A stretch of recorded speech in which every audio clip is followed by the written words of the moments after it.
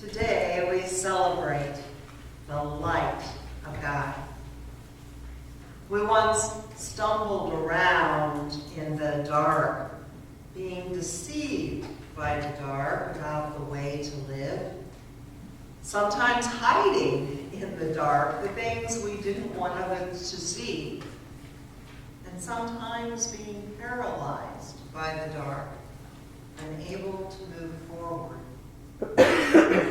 Of course, in the history of our faith, there were at times streaks of light showing us the way, but they often seemed fragile. And when we turned from the light, it left. But now the light shines and it will never be extinguished. It will always be bursting upon our lives, showing us the way. Yet in its constant presence, we must be wise in following it. Wisdom is in all people, but we have to both discern it and grow it. And that often takes a lot of work. Not all people are willing to put forth that kind of effort. The stories of Jesus' birth and early months demonstrate how determined God was to shower humanity with the good news of great joy for all people, with the emphasis on all people. God reaches beyond the fields in the region around Bethlehem to the east. God reaches beyond the shepherds at the bottom of the barrel to wise ones at the top. God reaches beyond people scared witless by God's glory to those who observe a glorious star at its rising and methodically, persistently, and sincerely follow it to the King. The range of this inclusivity is remarkable. God is sending a message to us, and we must be wise to perceive it, embrace it, and then live it. The story of the wise ones seeking the newborn king doesn't stand up to much scholarly examination. If these stargazers were following the light, why didn't they stop to get directions from Herod of all people? Why didn't they just keep following the star, which after encountering the political tyrant of Jerusalem, seemed to have a laser focus over the house in which Jesus lay? Why does the story say that all Jerusalem was fearful? Most of Jerusalem would have been happy that finally the Messiah was born.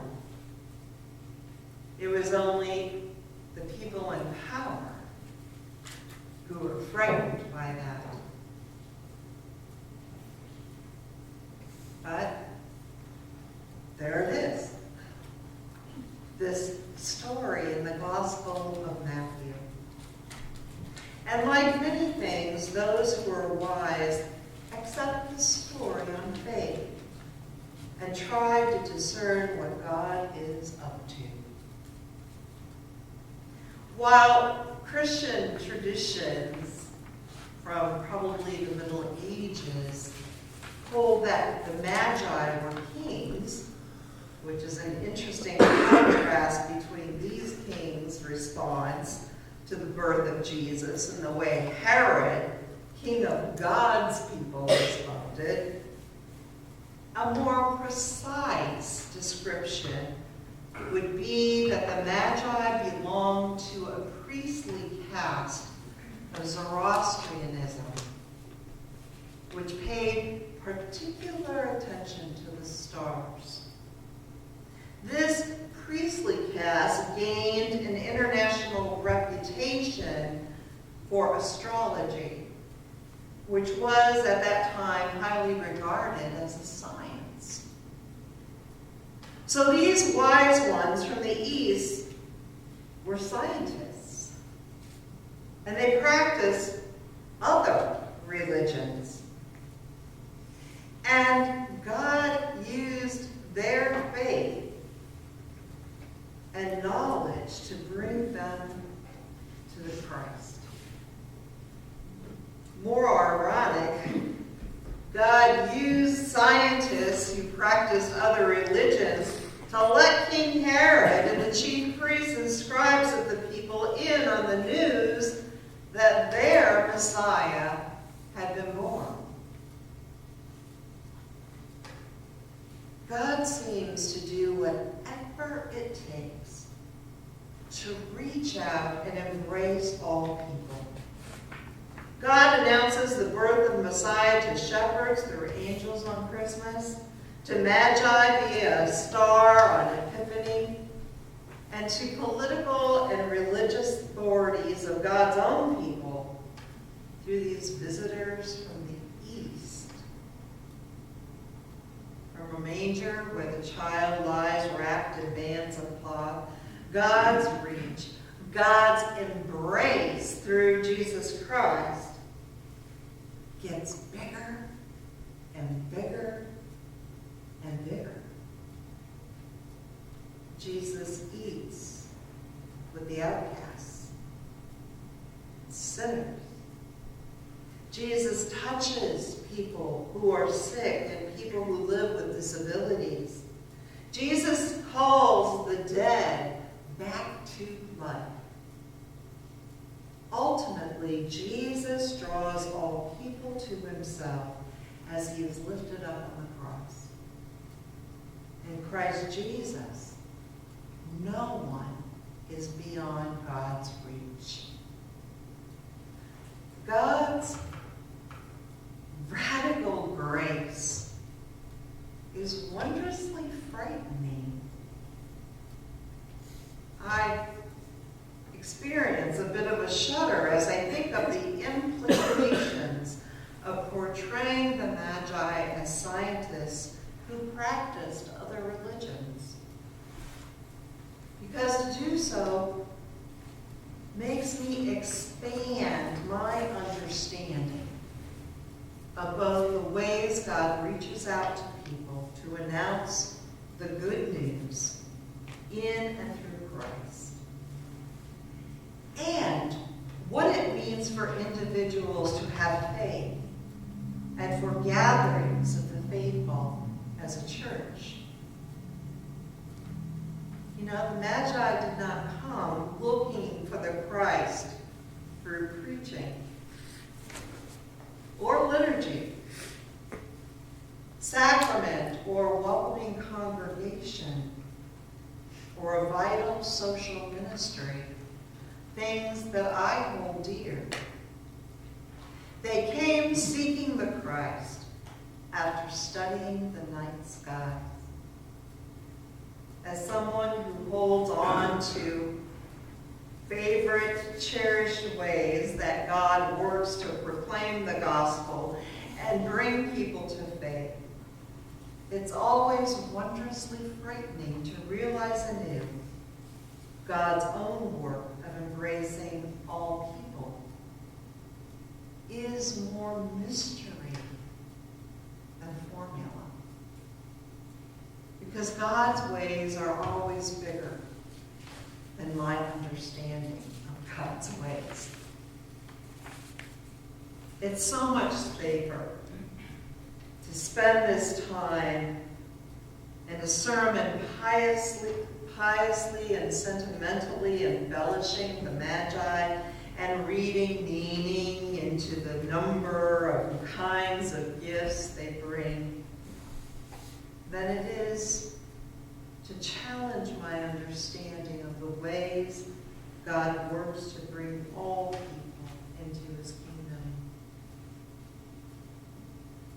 The alternative, of course, is to join in Herod in not seeing God's ever-expanding embrace or feeling threatened by it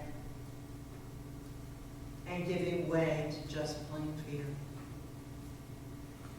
When King Herod heard this, he was frightened. Herod jealously reached out himself just far enough to violently protect his place and preserve his power, because he lacked the wisdom to understand that God's child would ultimately save him too. The church can also feel jealous when visitors show up seeking Christ due to experiences outside our purview and our control. Because we have our own ways of reaching out, just far enough to condemn someone else's experiences of God's grace for the sake of our own patterns and practices and perspectives. The church so wants to believe that our way of understanding about how one is saved in this sin-sick world. But here in the very beginning, when the light of God is given for those who are wise to follow, God crashes down on every doctrine and dogma we can create and tells us, all are welcome at my birth. All are welcome at my table. All are welcome in my kingdom that has no end. And so, friends, the stage is set for another liturgical year of proclaiming Christ, not with formulas or levels of belief, not with restrictions on who is acceptable, not with constraints or restraints, but with open arms to everyone who comes into the light.